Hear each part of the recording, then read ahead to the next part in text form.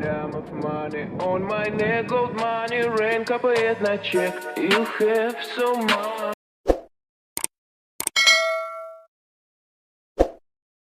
नमस्कार दोस्तों, I hope आप सब अच्छे होंगे।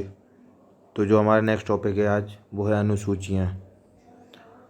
तो इससे पहले मैं आपको कुछ बताना चाहता हूँ। जो हमने भारतीय संविधान स्टार्ट किया था तो वो हमारा संविधान कुछ बेसिक चीज़ों से मिलके बनता है, जिसमें आप पहला मान सकते हैं कि प्रस्तावना, दूसरा मान सकते हैं कि भाग, तीसरा आप मान सकते हैं अनुसूचियाँ, चौथा मान सकते हैं आप अनुच्छेद। तो आज हम अनुसूचियाँ पढ़ने वाले हैं। ठीक, मैं आपको इसके बारे में पहले बता चुका था कि अनुसूचियाँ 12 होती हैं हमारे वर्तमान में। चलिए स्टार्ट करते हैं। भारतीय संविधान में 12 अनुसूचियाँ हैं। मूल रूप से संविधान में केवल 8 अनुसूचियाँ थीं। तो पहले जब संविधान बना था तब उसमें 8 अनुसूचियाँ थीं और प्रेजेंटली उसमें 12 अनुसूचियाँ हैं। जो भी मैं आपको एक एक लाइन बताऊंगा उसके भी क्वेश्चन आए हुए हैं। ठीक, इसलिए ध्यान से सुनिएगा, समझने की कोशिश कीजिएगा। पहले 8 अनुसूचियाँ थी, वर्तमान में 12 हैं। तो जो 4 अनुसूचियाँ हैं वो कैसे जोड़ी गई, कब कब जोड़ी गई, वो भी इसमें बताया गया है। बाद में पहले 52वें, 73वें, 74वें संविधान संशोधन अधिनियम द्वारा क्रमशः 9वीं, 10वीं, 11वीं और 12वीं अनुसूची जोड़ी गई। इसका मतलब कहने का इनका ये है कि हमारी जो फर्स्ट संविधान संशोधन, 52वां संविधान संशोधन, 73वां संविधान संशोधन और 74वां संविधान संशोधन थे, उसके द्वारा 9वीं, 10वीं, 11वीं और 12वीं अनुसूचियों को जोड़ा गया। ठीक, और ये संविधान संशोधन क्या होता है मैं आपको बता दूं कि हम अगर कुछ भी नया जोड़ना चाहते हैं अपने संविधान में, हमें लगता है कि इसकी ज़रूरत है, तो उसे संविधान संशोधन कहते हैं। उसके द्वारा हम कुछ अमेंडमेंट कराते हैं, हम नहीं करते हैं, ये सब काम संसद करती है। ये सब काम संसद के द्वारा किए जाते हैं और लास्ट में उस पर राष्ट्रपति के हस्ताक्षर होते हैं, तभी वो एक कोई कानून बन जाता है। तो ये सब जोड़ी गई। उसके बाद हम एक छोटी सी ब्रीफ में देख लेते हैं, उसके बाद पूरा एक्सप्लेन करके देखेंगे कि भारतीय संविधान की सभी अनुसूचियों के बारे में थोड़ा देख लेते हैं। पहली अनुसूची में देश के 28 राज्य और केंद्र शासित प्रदेशों के बारे में उल्लेख किया गया है। दूसरी अनुसूची में वेतन, भत्ते और पेंशन के बारे में बोला गया है। तीसरी अनुसूची में शपथ संबंधित बोला गया है। चौथी अनुसूची में राज्यसभा की सीटों का उल्लेख किया गया है। पाँचवीं अनुसूची में हम देखेंगे तो अनुसूचित जाति और जनजाति के क्षेत्रों के प्रशासन का उल्लेख किया गया है। छठवीं अनुसूची में हम देखेंगे तो असम, त्रिपुरा, मेघालय, मिजोरम में जो जनजातीय प्रशासन है उसके बारे में बताया गया है। सातवीं अनुसूची में केंद्र और राज्य के बीच शक्तियों का जो बंटवारा है उसके बारे में कहा गया है।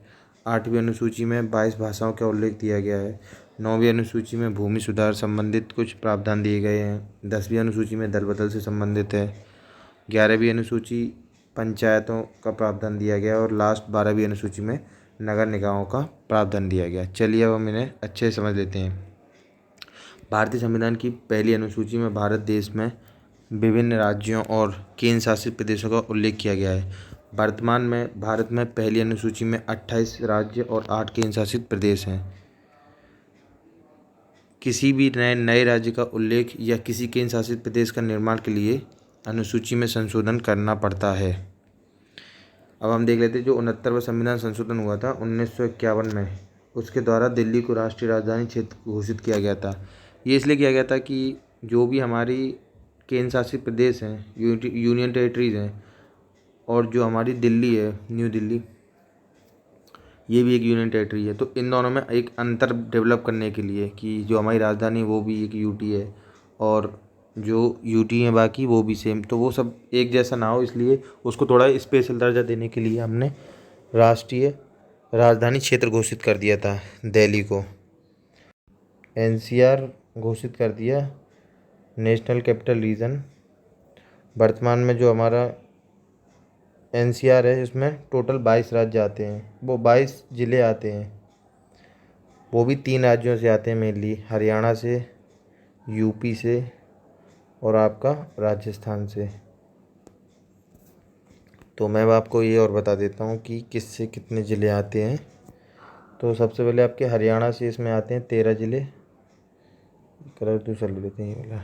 13 ज़िले और आपके यूपी से आते हैं इसमें 7 ज़िले और सबसे लास्ट में राजस्थान से आते हैं 2 ज़िले, 2। तो टोटल हो गए आपके 22। कई बार ये भी क्वेश्चन पूछ लेता है कि 69वें संविधान संशोधन 1951 के द्वारा भारत को राष्ट्रीय राजधानी क्षेत्र घोषित किया गया, तो कौन सी ईयर में घोषित किया गया, ये इम्पोर्टेंट है, पूछ लेता है। 1991 में। या कौन से संविधान संशोधन के द्वारा, तो ये हो गया आपका 69 संविधान संशोधन के द्वारा। अब आपका दूसरी अनुसूची के बारे में देख लेते हैं कुछ। भारतीय संविधान की जो दूसरी अनुसूची है उसमें पदाधिकारियों के वेतन से संबंधित हमें बताया गया है, जैसे कि राष्ट्रपति, राज्यपाल, लोक सेवा अध्यक्ष, उपाध्यक्ष, राज्यसभा के सभापति, उपसभापति, विधानसभा के अध्यक्ष, उच्च न्यायालय के, सर्वोच्च न्यायालय के न्यायाधीश, कैग आदि को जो वेतन प्राप्त होता है या भत्ते और पेंशन मिलते हैं, उन सभी का उल्लेख हमारे कहाँ किया गया है, दूसरी अनुसूची में किया गया है। इसे याद रखना, क्वेश्चन आ जाता है कई बार। भारतीय संविधान की चौथी अनुसूची, एक सेकंड, अनुसूची 3 में शपथ के बारे में दिया गया है। हम इसके बारे में थोड़ा बहुत जान लेते हैं। भारत के संवैधानिक पदाधिकारियों की शपथ का उल्लेख भारतीय संविधान की अनुसूची 3 में है, लेकिन आपको यह जानकर आश्चर्य होगा कि इस संवैधानिक पदाधिकारियों में राष्ट्रपति, उपराष्ट्रपति और राज्य के राज्यपालों को शपथ का उल्लेख संविधान की अनुसूची में नहीं है, बल्कि राष्ट्रपति की शपथ का उल्लेख अनुच्छेद 60 में, उपराष्ट्रपति की शपथ का उल्लेख अनुच्छेद 69 में और राज्यपाल की शपथ का उल्लेख 159 में दिया गया है। ये अनुच्छेद है। तो आप ये ध्यान रखिएगा, जो ऊपर अधिकारी थे जिन्हों के वेतन की बात हो रही थी, ज़रूरी नहीं है वही सभी लोगों की ही शपथ के बारे में हो। इन तीनों जनों की शपथ नहीं होती है इसमें। किसमें? अनुसूची 3 में। चलिए आगे बढ़ते हैं। अनुसूची 4 में देखते हैं। अनुसूची 4 में राज्यसभा में विभिन्न राज्यों से सीटों का निर्धारण किया जाता है। यह बहुत ही ज़्यादा महत्वपूर्ण है, जिसमें यह निर्धारित किया जाता है कि किस राज्य से राज्यसभा में कितनी सीटें आएंगी। तो हम जैसे जानते हैं अपने यूपी में राज्यसभा की कितनी 31 सीट्स हैं, उसी प्रकार अलग अलग राज्यों में कितनी कितनी सीट होंगी वो इसी अनुसूची से पता चलता है, चौथी अनुसूची से। 5वीं अनुसूची देख लेते हैं। 5वीं अनुसूची में विभिन्न अनुसूचित और अनुसूचित जनजाति के क्षेत्रों का प्रशासन और नियंत्रण के बारे में उल्लेख किया गया है। जैसे कि यह भारत के कई राज्यों में फैला हुआ है, जिनके प्रशासन संबंधी जानकारी हमें 5वीं अनुसूची में दी जाती है। SC ST जो होते हैं उनके प्रशासन से संबंधित कुछ है। और 6वीं अनुसूची में देख लेते हैं। इसमें केवल 4 राज्यों का नाम दिया गया है, असम, मेघालय, त्रिपुरा और मिजोरम। इन राज्यों में जो जनजाति हैं, STs हैं, जनजाति की प्रशासन के बारे में प्रावधान किया गया है। केवल 4 राज्यों के, असम, मेघालय, त्रिपुरा और मिजोरम के, याद रखना ये। इसे हम एक तरीके से और याद कर सकते हैं, ATMM, असम, त्रिपुरा, मेघालय, मिजोरम। संविधान की जो 7वीं अनुसूची है उसमें राज्यों के बीच और केंद्र और राज्य के बीच में जो शक्तियों का डिस्ट्रीब्यूशन है, बंटवारा है, उस सब के बारे में हमें अनुसूची 7 में पता चलता है। इसमें हमें 3 लिस्ट और होती हैं। इसमें 3 लिस्ट होती हैं, 3 सूचियाँ होती हैं। पहली होती है संघ सूची, दूसरी होती है राज्य सूची और तीसरी होती है समवर्ती सूची। चलिए इन लिस्टों के बारे में देख लेते हैं। संघ सूची में उल्लेखित सभी विषयों पर कानून बनाने का अधिकार केवल केंद्र सरकार या संसद के पास होता है। इसमें पहले 97 विषय थे, वर्तमान में इसमें 100 विषय हैं। ये भी पूछ लेता है कभी कभार, 1 लाइनर में ही आ जाता है। यह राष्ट्रीय महत्व के लिए विशेष संघ सूची में ही उल्लेख किए गए हैं। राष्ट्रीय महत्व के लिए विशेष संघ सूची में ही उल्लेख किए गए हैं। जैसे कि इसमें ये टॉपिक आते हैं, मतलब ये विषय हैं, जैसे देश के लिए नीति बनाना, सुरक्षा, युद्ध, डाक, रेल, मुद्रा, बैंकिंग, ये सब हमारी संघ सूची के विषय हैं। अब आती है राज्य सूची। दूसरी राज्य सूची में दिए गए विषयों पर कानून बनाने का अधिकार राज्य सरकार को या विधानमंडल को है। यह कानून अलग अलग राज्यों में अलग अलग हो सकता है, क्योंकि विधानमंडल अलग अलग होती हैं हर राज्य की। राष्ट्रीय हित से संबंधित होने पर केंद्र सरकार भी राज्य सूची के विषय पर कानून बना सकती है। अब इसमें यह है कि अगर हमें लगता है कि ये नेशनल इम्पोर्टेंस के लिए है कुछ, तो हमारी केंद्र सरकार आके राज्य सूची पर भी अपना कानून बना सकती है। आपातकाल के समय राज्य सूची के सभी विषयों पर कानून बनाने का अधिकार संसद के पास होता है, लेकिन वह आपातकाल खत्म होने के 6 माह तक ही मान्य रहता है। ये देख लेना है। ठीक, आगे चलते हैं। संविधान में लागू होते समय इसमें 66 विषय थे, लेकिन वर्तमान में इसमें 61 विषय हैं, कम हो गए हैं। राज्य सूची में कुछ विषय हैं, जैसे कि पुलिस राज्य सूची का विषय है, जेल, स्थानीय शासन, कृषि आदि। इस पर राज्य सरकार अपने विषय वो बनाती है, नियम बनाती है, और ज़रूरत पड़ने पर अगर राष्ट्रीय हित के लिए कुछ होता है तो उसके लिए केंद्र सरकार भी बना सकती है। समवर्ती सूची देख लेते हैं, कॉन्करेंट लिस्ट होती है। समवर्ती सूची में उल्लेखित विषयों पर कानून बनाने का अधिकार राज्य और संघ दोनों को पास होता है, यानी कि इसमें संबंधित विधानमंडल भी कानून बना सकता है तथा संसद को भी कानून बना सकती है, लेकिन दोनों के कानून के अगर विपरीत होने पर संसद का बना हुआ कानून ही मान्य होगा। मतलब अगर एक कुछ और चाहती है और दूसरा कुछ और चाहता है, तो जो मतलब राज्य सरकार कुछ और चाहती है और संसद कुछ और चाहती है, जो संसद मानना चाहेगी वही होता है इसमें। समवर्ती सूची को ऑस्ट्रेलिया के संविधान से लिया गया, ये तो मैं पहले आपको बता चुका हूँ। संविधान के लागू होने के समय इसमें कितने विषय थे? 47, लेकिन वर्तमान में 52 विषय हैं। केवल अपनी राज्य सूची है जिसमें विषयों की संख्या घटी है, बाकी आपकी केंद्र संघ सूची और आपकी कंकरेंट मतलब ये समवर्ती सूची, दोनों में विषयों की संख्या बढ़ी है। इसमें कुछ विषय देख लीजिए, विवाह, तलाक, शिक्षा, बिजली, वन आदि। यही पूछ लेते हैं कि ये कोई विषय दे दिया किस सूची का विषय है। संविधान की सबसे महत्वपूर्ण सूची है अपनी 8वीं अनुसूची। इसमें आपको भाषाएं दी गई हैं। संविधान की 8वीं अनुसूची में आपको भाषाओं का उल्लेख मिलता है। वर्तमान में टोटल 22 भाषाएं दी गई हैं अभी शामिल हैं। वर्तमान में 8वीं अनुसूची में 22 भाषाएं शामिल हैं, लेकिन पहले 22 नहीं थी। जब हमारा संविधान लागू हुआ था उस समय पे केवल 14 भाषाएं थीं। उसके बाद फिर जो भी भाषाएं हुई वो संविधान संशोधन के द्वारा जोड़ी गई।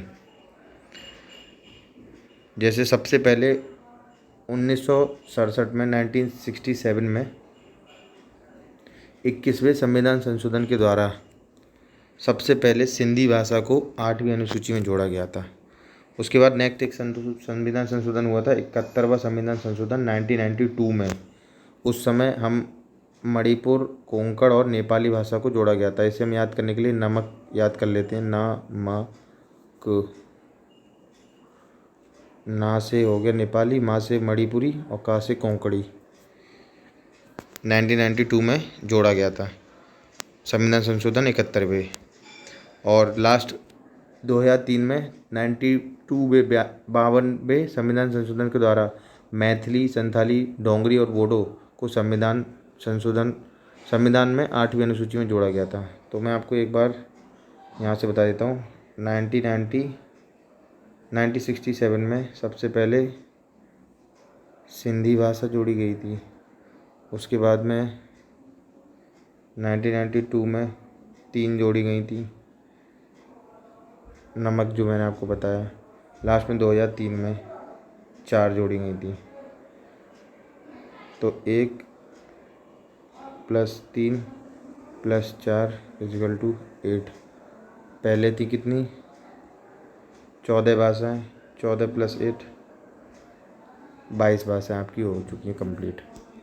सबसे लास्ट में यही बोडो, संथाली, डोंगरी और मैथिली, उसमें से बोडो शायद ये लास्ट में सभी एक साथ जोड़ी गई। तो ये सबसे लास्ट में जोड़ी गई भाषाएं हैं 8वीं अनुसूची में। संसद संविधान की संशोधन करके नई भाषा को 8वीं अनुसूची में जोड़ सकता है और हटा भी सकता है। 9वीं अनुसूची देख लेते हैं। संविधान में 9वीं अनुसूची संविधान के पहले संविधान संशोधन 1951 में जोड़ी गई थी। कभी कभार तो क्वेश्चन पेपर में ये तक पूछ लेता है कि पहला संविधान संशोधन कब हुआ था? 1951 में हुआ था। इस अनुसूची के तहत संपत्ति के अधिग्रहण का उल्लेख किया गया है। खास बात यह है कि 9वीं अनुसूची में शामिल किसी भी विषय को हम न्यायालय में चुनौती नहीं दे सकते हैं। इसमें वर्तमान में 284 विषय हैं। ये क्वेश्चन भी पूछा गया था एक बार।